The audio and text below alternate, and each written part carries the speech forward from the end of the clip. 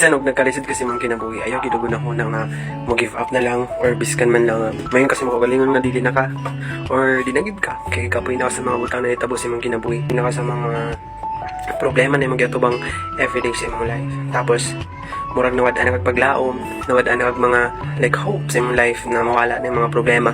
Like wala na ka nagunahuna na mga solusyon na naay mga solusyon ang tanang butang na naitabo sa atong kinabuhi. Like everything na lang sa imong life is puro na lang sa mga problema. Lisod gid siya sa point na murag gikapoy na gid ka handle sa mga problema kay usahay balik-balik na lang yung mga problema, halos wala na kasulbaran kay lagi puro na lang problema ang imong gat. Ako lang masulti sa imo no. Take every problem as a blessing and take every problem as a positive things na naabot sa imong kinabuhi. Kay dili ka magiging strong kung wala ka mga problema sa imong dili pag kakabalo mo laban o di kakabalo mo fight sa mga butang kung wala kay problema na naabot sa imong kinabuhi. Dili ka maka-appreciate sa life kung wala mga problema na niabot sa imong kinabuhi. Dili pag ka malipayon o dili mo ma-appreciate ang kalipayin sa butang kung wala kay problema o wala ka nakaagi sa mga kasama. O dili pa di mo tagamtaman ang kalipay kung walay problema na niabot or mga pagsulay sa imong kinabuhi.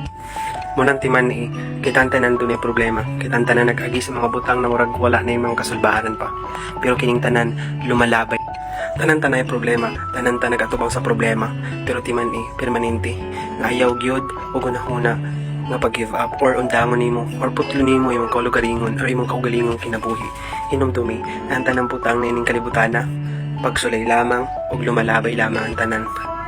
Pili ang malipayon ka pero pili ang magpasalamat permanente sa taas sa tanang butang na yang gihimo sa imong pasalamati ang tanang tao nga nasa imong kiliran o ibaliwala ang mga problema kay ang Dios na ang bahala sa ayok focus sa mga problema sa imong kinabuhi, focus sa solusyon sa imong mga problema.